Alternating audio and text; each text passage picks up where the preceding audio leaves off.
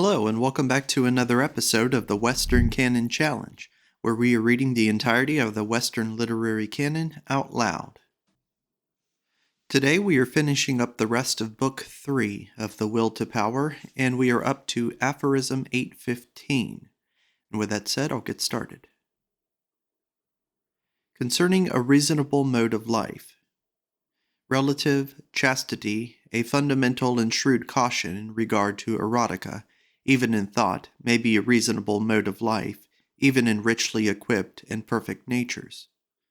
But this principle applies more particularly to artists.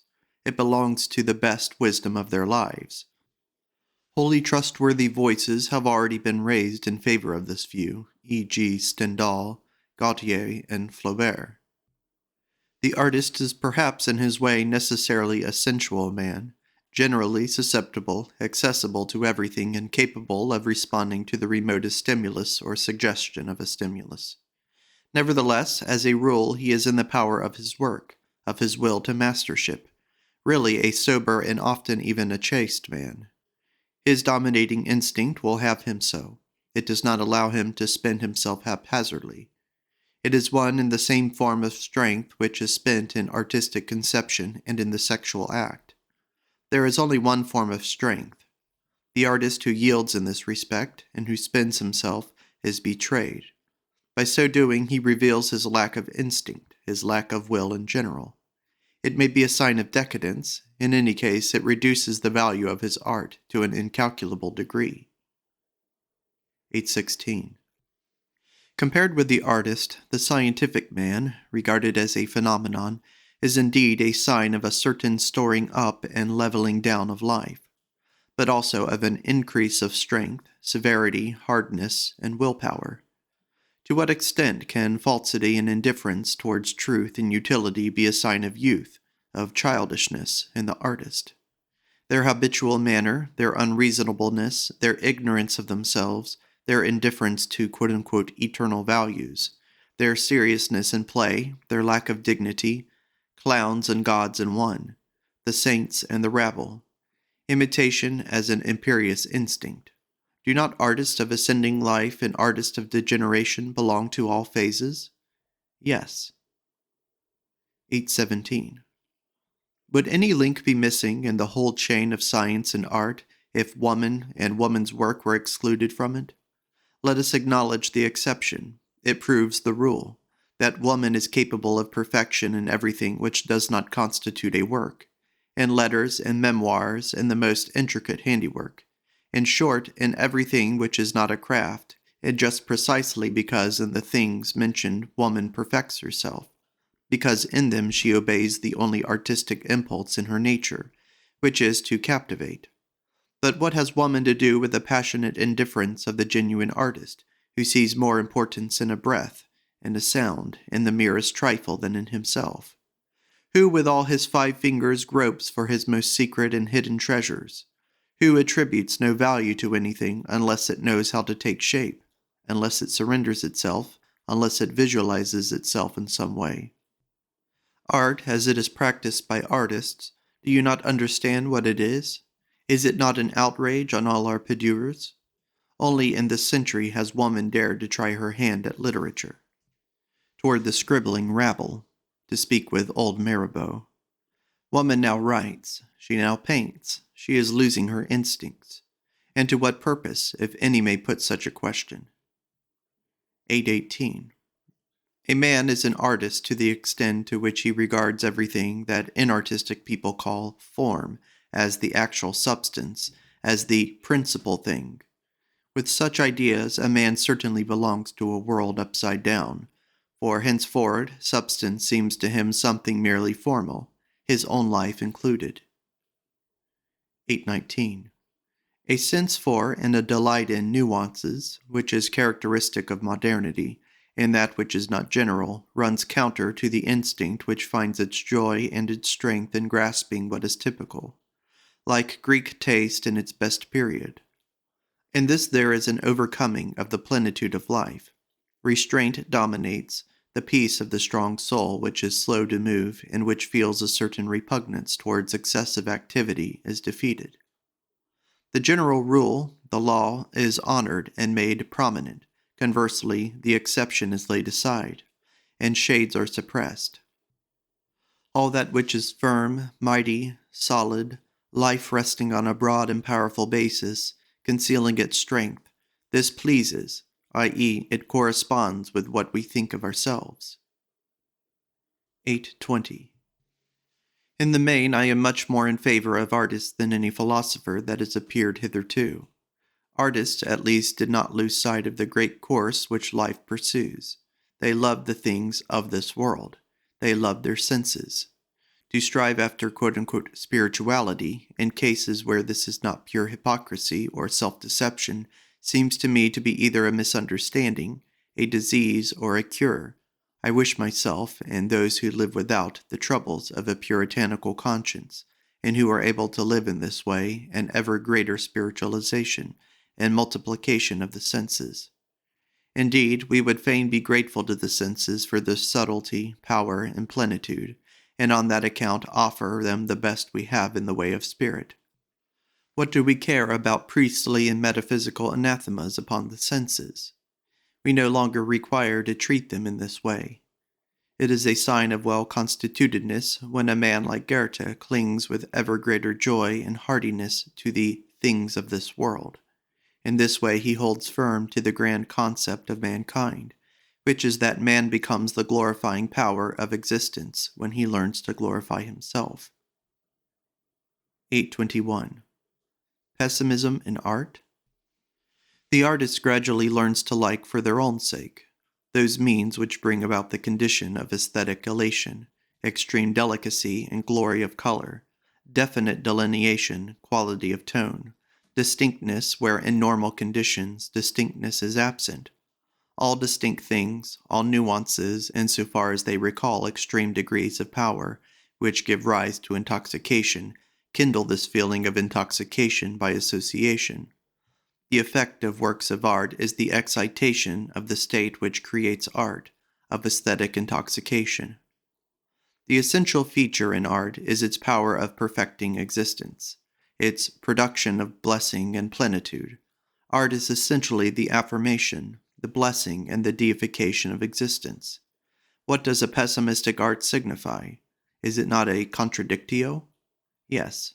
Schopenhauer is in error when he makes certain works of art serve the purpose of pessimism.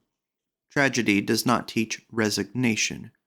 To represent terrible and questionable things is, in itself, the sign of an instinct of power and magnificence in the artist. He doesn't fear them. There is no such thing as a pessimistic art. Art affirms. Job affirms. But Zola and the Goncourts? The things they show us are ugly. Their reason, however, for showing them to us is their love of ugliness. I don't care what you say. You simply deceive yourselves if you think otherwise. What a relief Dostoevsky is. 822. If I have sufficiently initiated my readers into the doctrine that even goodness in the whole comedy of existence represents a form of exhaustion, they will now credit Christianity with consistency for having conceived the good to be the ugly. In this respect, Christianity was right. It is absolutely unworthy of a philosopher to say that the good and the beautiful are one. If he should add, and also the true, he deserves to be thrashed. Truth is ugly. Art is with us in order that we may not perish through truth. 823. Moralizing tendencies may be combated with art. Art is freedom from moral bigotry and philosophy, a la Little Jack Horner. Or it may be the mockery of these things. The flight to nature, where beauty and terribleness are coupled. The concept of the great man. Fragile, useless souls deluxe, which are disconcerted by a mere breath of wind. Beautiful souls. Ancient ideals in their inexorable hardness and brutality ought to be awakened, as the mightiest of monsters that they are. We should feel a boisterous delight in the psychological perception of how all moralized artists become worms and actors without knowing it. The falsity of art, its immorality, must be brought into the light of day. The fundamental idealizing powers, sensuality, intoxication, excessive animality, should be brought to light. 824. Modern counterfeit practices in the arts, regarded as necessary, that is to say, as fully in keeping with the needs most proper to the modern soul. The gaps in the gifts, and still more in the education, antecedents, and schooling of modern artists are now filled up in this way. First, a less artistic public is sought which is capable of unlimited love, and is capable of falling on its knees before a personality. The superstition of our century, the belief in genius, assists this process. Secondly, artists harangue the dark instincts of the dissatisfied, the ambitious and the self-deceivers of a democratic age, the importance of poses. Thirdly, the procedures of one art are transferred to the realm of another. The object of art is confounded with that of science, with that of the church, or with that of the interest of the race, nationalism, or with that of philosophy. A man rings all bells at once and awakens the vague suspicion that he is a god. Fourthly, artists flatter women, sufferers, and indignant folk. Narcotics and opiates are made to preponderate in art. The fancy of cultured people and of the readers of poetry and ancient history is tickled. 825. We must distinguish between the quote-unquote public and the quote-unquote select. To satisfy the public, a man must be a charlatan today. To satisfy the select, he will be a virtuoso and nothing else. The geniuses peculiar to our century overcame this distinction. They were great for both. The great charlatanry of Victor Hugo and Richard Wagner was coupled with such genuine virtuosity that it even satisfied the most refined artistic connoisseurs. This is why greatness is lacking. These geniuses had a double outlook. First, they catered for the coarsest needs, and then for the most refined. 826. False accentuation. 1. In Romanticism, this unremitting expressivo is not a sign of strength, but of a feeling of deficiency. 2. Picturesque music, the so-called dramatic kind, is above all easier, as is also the brutal scandal-mongering and the juxtaposition of facts and traits in realistic novels. 3. Passion, as a matter of nerves and exhausted souls. Likewise, the delight in high mountains, deserts, storms, orgies, and disgusting details, in bulkiness and massiveness. Historians, for instance. As a matter of fact, there is actually a cult of exaggerated feelings. How is it that in stronger ages artists desired just the opposite, a restraint of passion? 4. The preference for exciting materials, erotica or socialistica or pathologica. All these things are the signs of the style of public that is being catered for today. That is to say, for overworked, absent-minded, or enfeebled people. Such people must be tyrannized over in order to be affected. 827. Modern art is the art of tyrannizing. A coarse and salient definiteness and delineation, the motive simplified into a formula. Formulae tyrannize. Wild arabesques with the lines, overwhelming masses, before which the senses are confused, brutality and coloration, in subject matter and the desires. Examples, Zola, Wagner, and, in a more spiritualized degree, Taine. Hence, logic, massiveness, and brutality. In regard to the painter, all these moderns are poets who have wished to be painters. One has looked for dramas in history, another for scenes of manners. This one transposes religions, that one a philosophy. One imitates Raphael, another the early Italian masters. The landscapist employed trees and clouds in order to make odes and elegies. Not one is simply a painter. They are all archaeologists, psychologists, and impresarios of one or another kind of event or theory. They enjoy our erudition and our philosophy. Like us, they are full and too full of general ideas. They like a form, not because it is what it is, but because of what it expresses. They are the scions of learned, tormented, and reflecting generation, 1,000 miles away from the old masters who never read and only concerned themselves with feasting their eyes. 829. At bottom, even Wagner's music, insofar as it stands for the whole of French Romanticism, is literature. The charm of exoticism, strange times, customs, passions, exercised upon sensitive, cozy corner people. The delight of entering into extremely distant and prehistoric lands to which books lead one, and by which means the whole horizon is painted with new colors and new possibilities.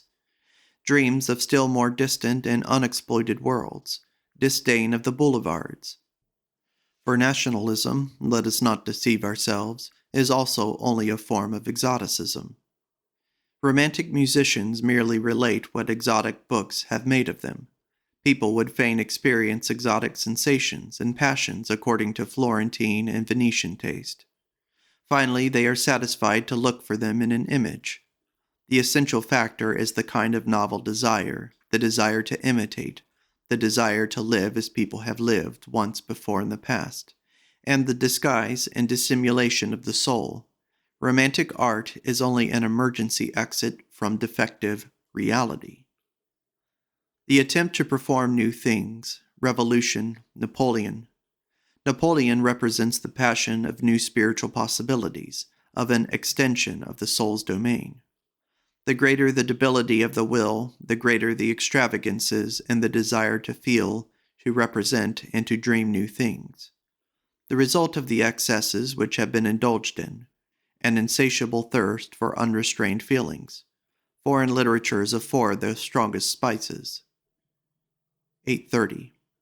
Winckelmann's and Goethe's Greeks, Victor Hugo's Orientals, Wagner's Edda characters, Walter Scott's Englishmen of the 13th century. Some day the whole comedy will be exposed. All of it was disproportionately historical and false, but modern. 831. Concerning the characteristics of national genius in regard to the strange and to the borrowed. 832.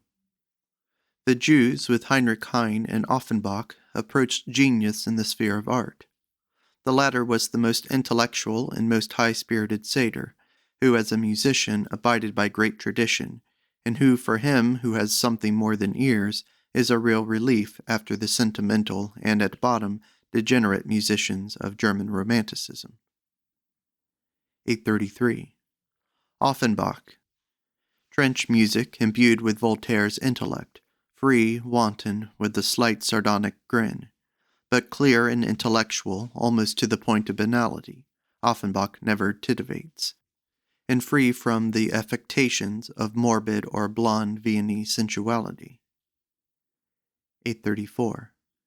If by artistic genius we understand the most consummate freedom within the law, divine ease and facility in overcoming the greatest difficulties, then Offenbach has even more right to the title genius than Wagner has. Wagner is heavy and clumsy. Nothing is more foreign to him than the moments of wanton perfection, which this clown Offenbach achieves as many as 5 times, 6 times in nearly every one of his buffooneries. But by genius we ought perhaps to understand something else. 835. Concerning quote-unquote music. French, German, and Italian music. Our most debased periods, in a political sense, are our most productive, the Slavs. The ballet, which is the outcome of excessive study of the history of strange civilizations, has become master of opera. Stage music and musicians' music. It is an error to suppose that what Wagner composed was a form.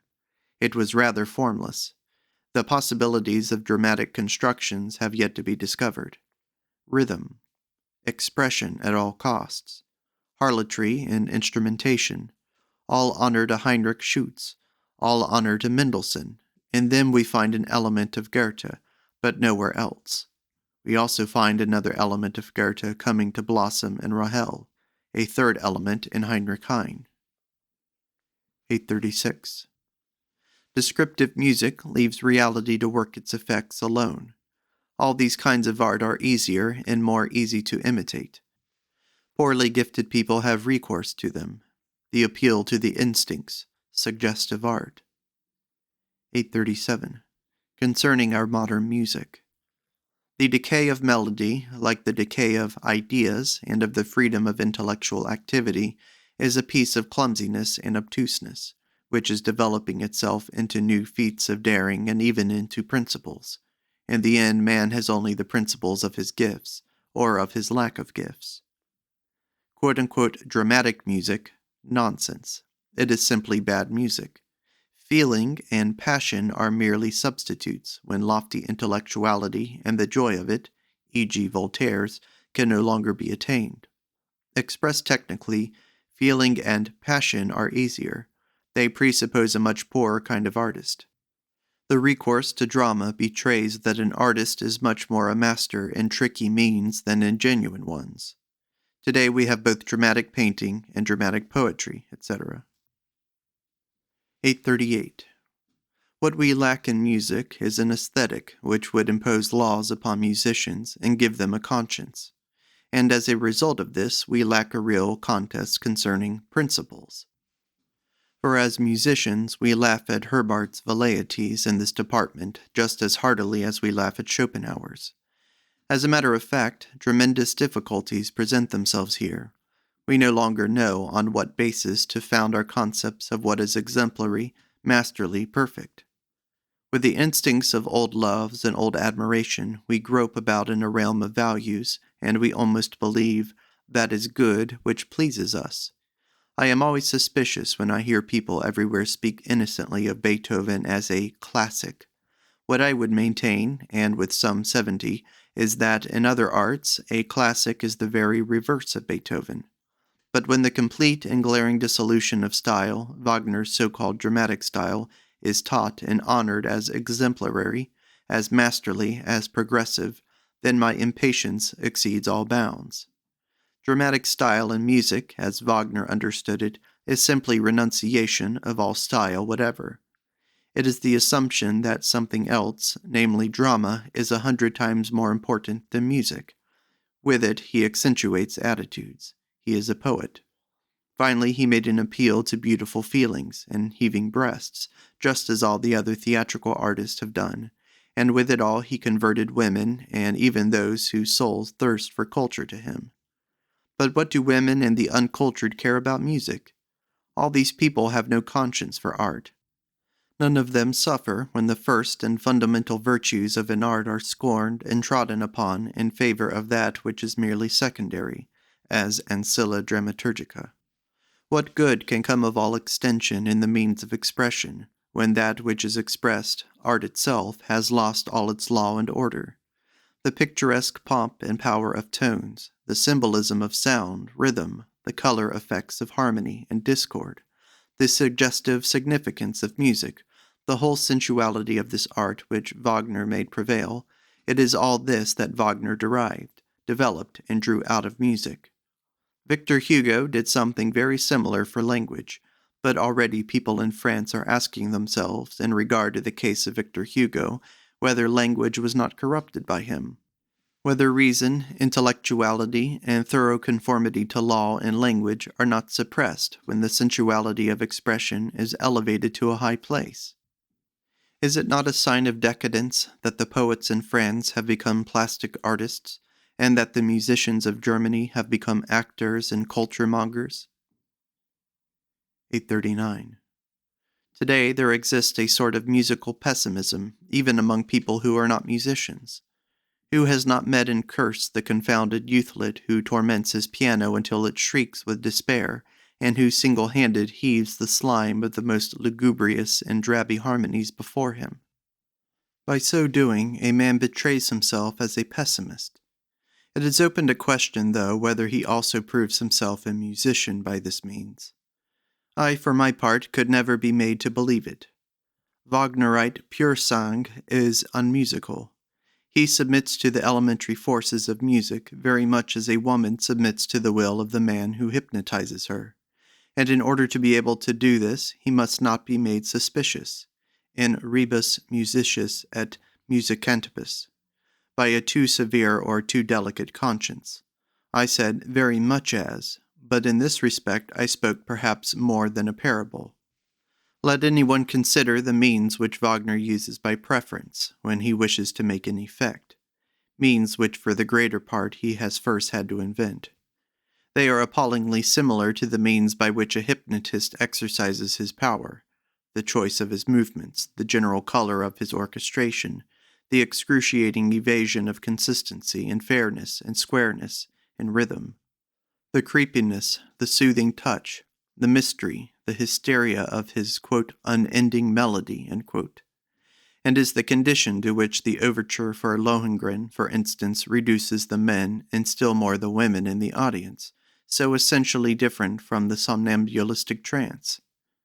On one occasion, after the overture in question had been played, I heard an Italian lady say, with her eyes half closed, in a way which female Wagnerites are adepts, quote, "How much the music makes one sleep," end quote. 840. Religion and Music. What a large amount of satisfaction all religious needs get out of Wagnerian music, though this is never acknowledged or even understood. How much prayer, virtue, unction, virginity, salvation speaks through this music. Oh, what capital this cunning saint, who leads and seduces us back to everything that was once believed in, makes out of the fact that he may dispense with words and concepts. Our intellectual conscience has no need to feel ashamed. It stands apart. If any old instinct put its trembling lips to the rim of forbidden filters. This is shrewd and healthy, and insofar as it betrays a certain shame in regard to the satisfaction of the religious instinct, it is even a good sign. Cunning Christianity, the type of the music which came from the, quote, last Wagner, end quote. 841. I distinguish between courage before persons, courage before things, and courage on paper. The latter was the courage of David Strauss, for instance. I distinguish again between the courage before witnesses and the courage without witnesses. The courage of a Christian or of believers in God in general can never be the courage without witnesses. But on this score alone, Christian courage stands condemned. Finally, I distinguish between the courage which is temperamental and the courage which is the fear of fear. A single instance of the latter kind is moral courage. To this list, the courage of despair should be added. This is the courage which Wagner possessed. His attitude in regard to music was at bottom a desperate one. He lacked two things which go to make up a good musician: nature and nurture, the predisposition for music, and the discipline and schooling which music requires. He had courage. Out of this deficiency he established a principle. He invented a kind of music for himself. The dramatic music which he invented was the music which he was able to compose. Its limitations are Wagner's limitations. And he was misunderstood. Was he really misunderstood? Such is the case with 5/6 of the artists of today. Wagner is their savior. 5/6, moreover, is the lowest proportion. In any case, where nature has shown herself without reserve, and wherever culture is an accident, a mere attempt, a piece of dilettantism, the artist turns instinctively. What do I say? I mean enthusiastically to Wagner, as the poet says, half drew he him and half sank he. 842. Quote-unquote music and the grand style. The greatness of an artist is not to be measured by the beautiful feelings which he evokes. Let this belief be left to the girls. It should be measured according to the extent which he approaches the grand style, according to the extent to which he is capable of the grand style. This style and great passion have this in common, that they scorn to please, that they forget to persuade, that they command, that they will. To become master of the chaos which is in one, to compel one's inner chaos to assume form, to become consistent, simple, unequivocal, mathematical. Law, this is the great ambition here. By means of it one repels. Nothing so much endears people to such powerful men as this. A desert seems to lie around them. They impose silence upon all, and awe everyone with the greatness of their sacrilege. All arts know this kind of aspirant to the grand style. Why are they absent in music? Never yet has a musician built as that architect did who erected the Palazzo Pitti. This is a problem. Does music perhaps belong to that culture in which the reign of powerful men of various types is already at an end?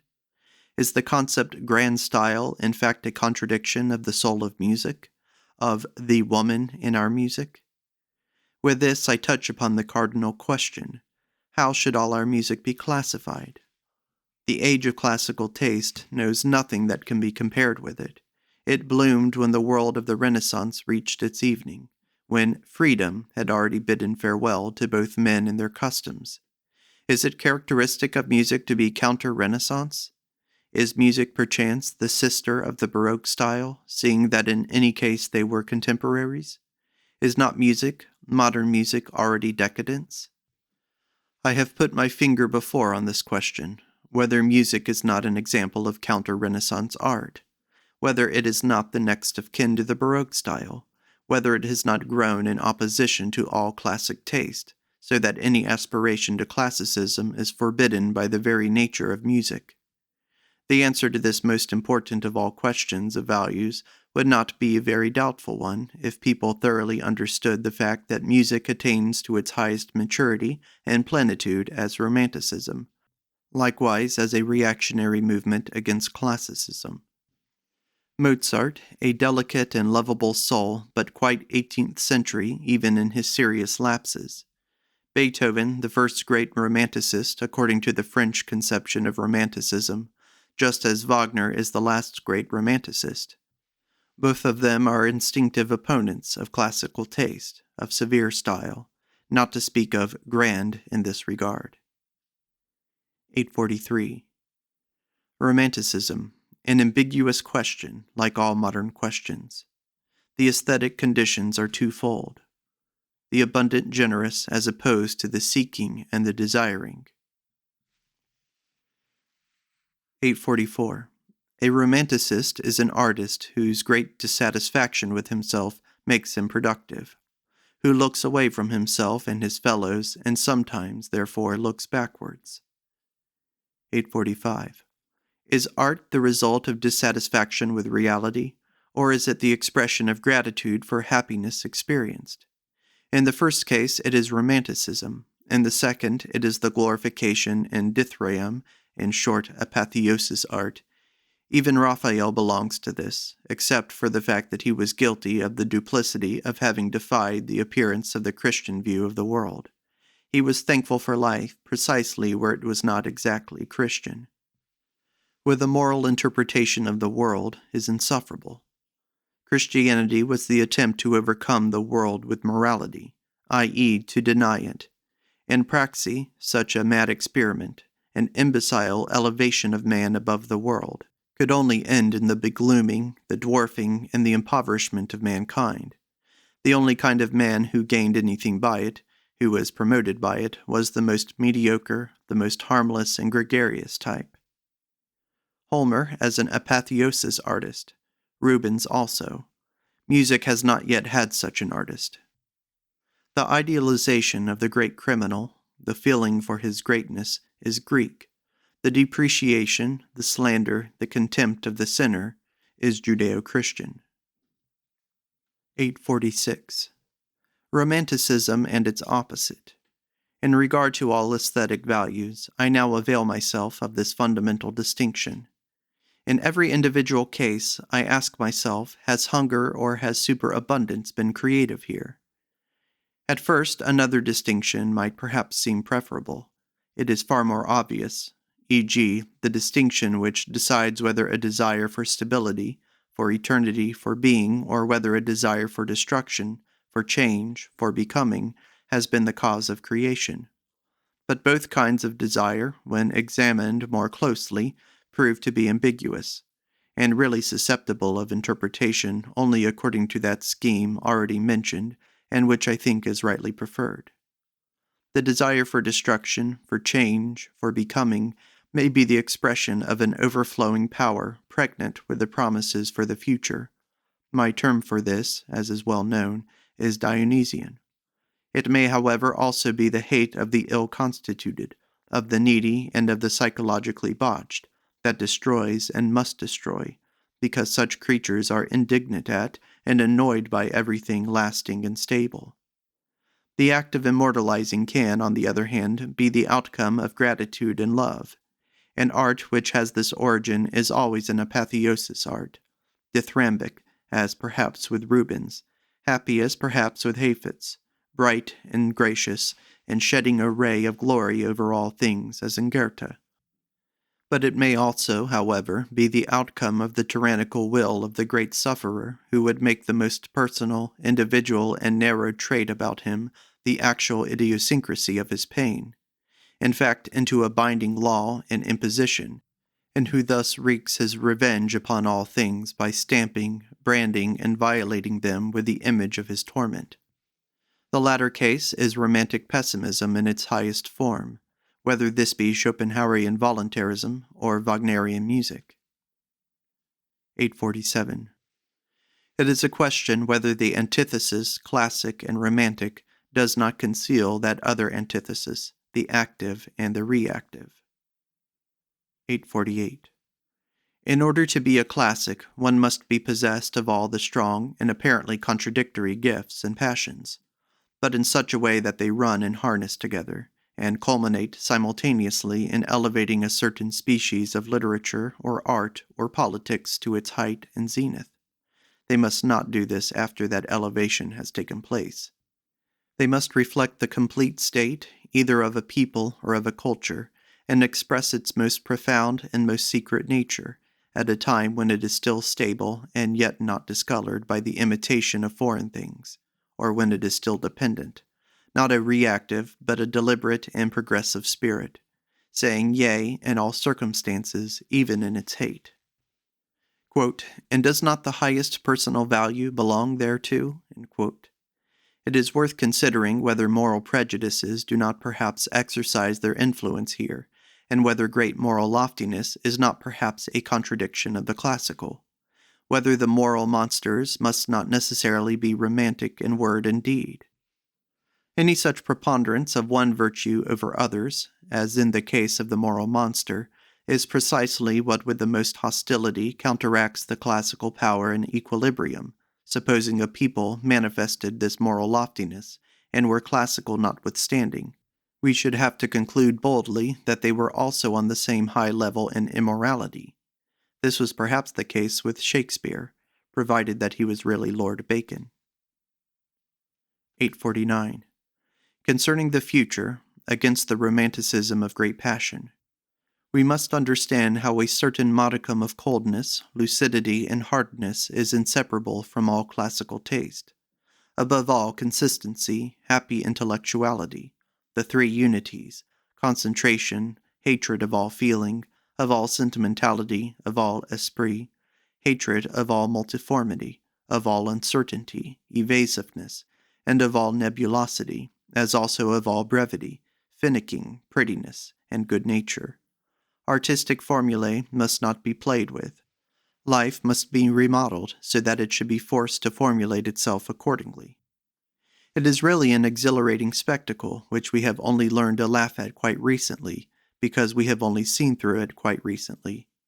This spectacle of Herder's, Winckelmann's, Goethe's, and Hegel's contemporaries claiming that they had discovered the classical ideal, and at the same time Shakespeare, and this same crew of men had scurvily repudiated all relationship with the classical school of France, as if the essential principle could not have been learnt as well here as elsewhere.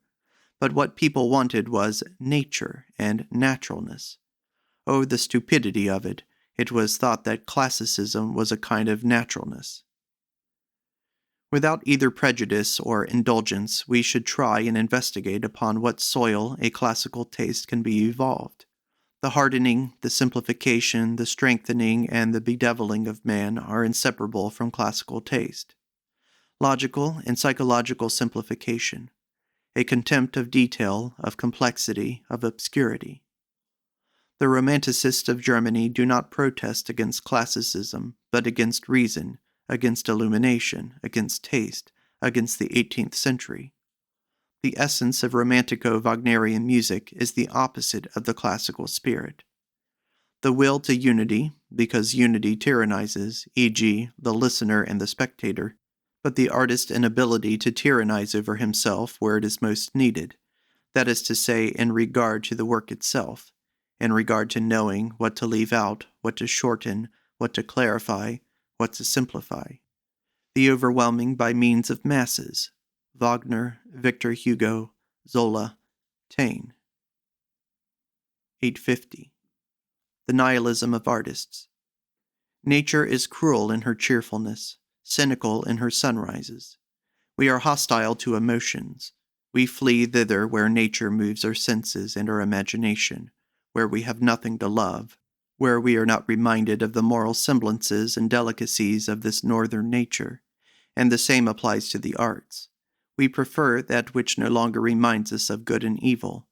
Our moral sensibility and tenderness seem to be relieved in the heart of terrible and happy nature, and the fatalism of the senses and forces, life without goodness.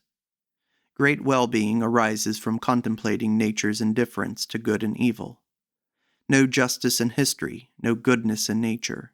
That is why the pessimist, when he is an artist, prefers those historical subjects where the absence of justice reveals itself with magnificent simplicity, where perfection actually comes to expression, and likewise he prefers that in nature where her callous evil character is not hypocritically concealed, where that character is seen in perfection. The nihilistic artist betrays himself in willing and preferring cynical history and cynical nature. 851. What is tragic? Again and again I have pointed to the great misunderstanding of Aristotle in maintaining that the tragic emotions were the two depressing emotions, fear and pity. Had he been right, tragedy would be an art unfriendly to life. It would have been necessary to caution people against it as against something generally harmful and suspicious. Art, otherwise the great stimulus of life, the great intoxicant of life, the great will to life, here became a tool of decadence, the handmaiden of pessimism and ill health. For to suppose, as Aristotle supposed, that by exciting these emotions we thereby purged people of them, is simply an error. Something which habitually excites fear or pity disorganizes, weakens, and discourages. And supposing Schopenhauer were right in thinking that tragedy taught resignation, i.e., a meek renunciation of happiness, hope, and of the will to live, this would presuppose an art in which art itself was denied. Tragedy would then constitute a process of dissolution. The instinct of life would destroy itself in the instinct of art. Christianity, nihilism, tragic art, physiological decadence. These things would then be linked. They would then preponderate together and assist each other onwards, downwards. Tragedy would thus be a symptom of decline. This theory may be refuted in the most cold-blooded way, namely by measuring the effect of a tragic emotion by means of a dynamometer. The result would be a fact which only the bottomless falsity of a doctrinaire could misunderstand, that tragedy is a tonic. If Schopenhauer refuses to see the truth here, if he regards general depression as a tragic condition, if he would have informed the Greeks, who to his disgust were not resigned, that they did not firmly possess the highest principles of life, it is only owing to his parti pris, to the need of consistency in his system, to the dishonesty of the doctrinaire, that dreadful dishonesty which step for step corrupted the whole psychology of Schopenhauer. He who had arbitrarily and almost violently misunderstood genius, art itself, morality, pagan religion, beauty, knowledge, and almost everything. 852. The Tragic Artist. Whether and in regard to what the judgment beautiful is established is a question of an individual's or of a people's strength, the feeling of plenitude, of overflowing strength, which gaily and courageously meets many an obstacle before which the weakling shudders. The feeling of power utters the judgment beautiful concerning things and conditions which the instinct of impotence can only value as hateful and ugly. The flair which enables us to decide whether the objects we encounter are dangerous, problematic, or alluring, likewise determines our aesthetic. Yea, this is beautiful is an affirmation. From this we see that, generally speaking, a preference for questionable and terrible things is a symptom of strength, whereas the taste for pretty and charming trifles is characteristic of the weak and the delicate. The love of tragedy is typical of strong ages and characters. It is non plus ultra, is perhaps the Divina Commedia. It is the heroic spirits which in tragic cruelty say yea unto themselves. They are hard enough to feel pain as a pleasure. On the other hand, supposing weaklings desire to get pleasure from an art which was not designed for them, what interpretation must we suppose they would like to give tragedy in order to make it suit their taste? They would interpret their own feeling of value into it, e.g., the triumph of the moral order of things, or the teachings of the uselessness of existence, or the incitement to resignation, or also half medicinal and half moral outpourings, a la Aristotle. Finally, the art of terrible natures, insofar as it may excite the nerves, may be regarded by the weak and exhausted as a stimulus. This is now taking place, for instance, in the case of the admiration meted out to Wagner's art. A test of man's well-being and consciousness of power is the extent to which he can acknowledge the terrible and questionable character of things, and whether he is in any need of a faith at the end. This kind of artistic pessimism is precisely the reverse of that religio-moral pessimism which suffers from the corruption of man and the enigmatic character of existence. The latter insist upon deliverance, or at least upon the hope of deliverance. Those who suffer, doubt, and distrust themselves. The sick, in other words, have in all ages required the transporting influence of visions in order to be able to exist at all.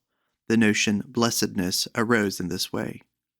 A similar case would be that of the artist of decadence, who at bottom maintain a nihilistic attitude to life, and take refuge in the beauty of form.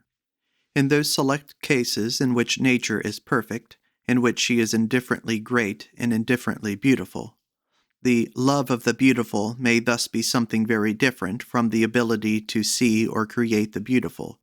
It may be the expression of impotence in this respect. The most convincing artists are those who make harmony ring out of every discord, and who benefit all things by the gift of their power and inner harmony. In every work of art, they merely reveal the symbol of their inmost experiences. Their creation is gratitude for life. The depth of the tragic artist consists in the fact that his aesthetic instinct surveys the more remote results, that he does not halt short-sightedly at the thing that is nearest, that he says yea to the whole cosmic economy, which justifies the terrible, the evil, and the questionable, which more than justifies it. 853. Art in the Birth of Tragedy. 1. The conception of the work which lies right in the background of this book is extraordinarily gloomy and unpleasant. Among all the types of pessimism which have ever been known hitherto, none seems to have attained to this degree of malice. The contrast of a true and of an apparent world is entirely absent here. There is but one world, and it is false, cruel, contradictory, seductive, and without sense. A world thus constituted is the true world. We are in need of lies in order to rise superior to this reality, to this truth. That is to say, in order to live. That lie should be necessary to life in part and parcel of the terrible and questionable character of existence. Metaphysics, morality, religion, science, in this book, all these things are regarded merely as different forms of falsehood. By means of them we are led to believe in life. Life must inspire confidence.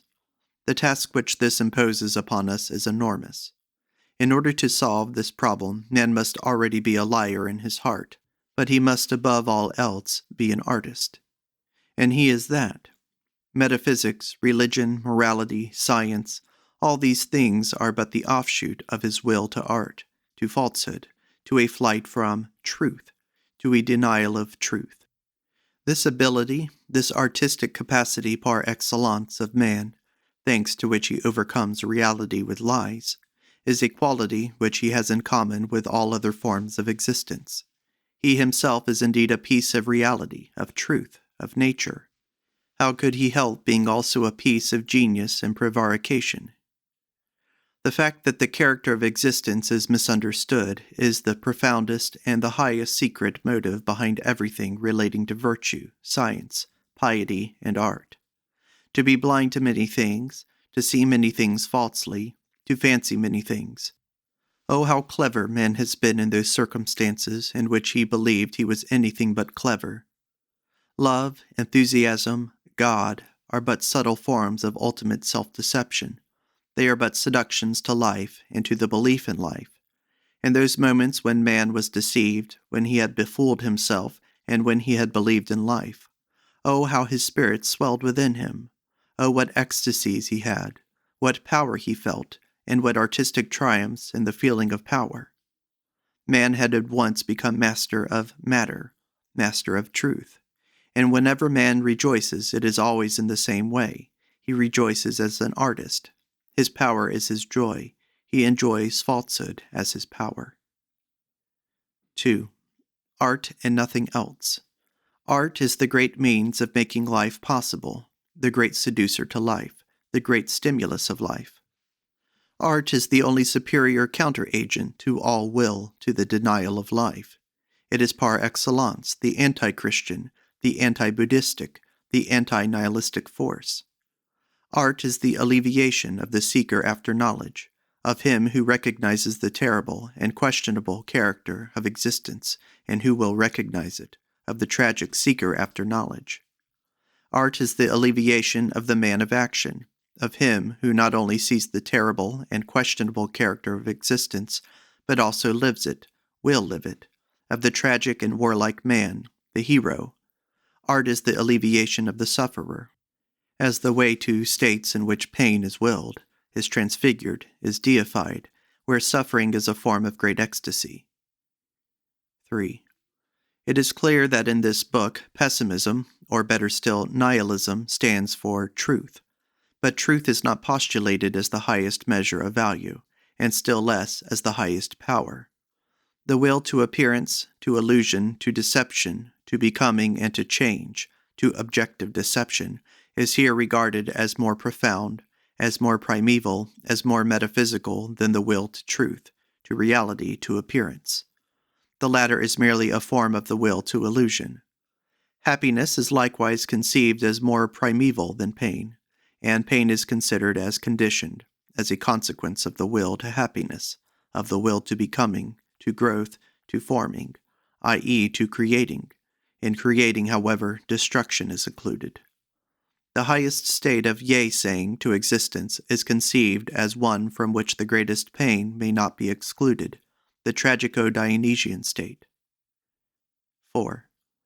In this way, this book is even anti-pessimistic, namely in the sense that it teaches something which is stronger than pessimism and which is more divine than truth, art.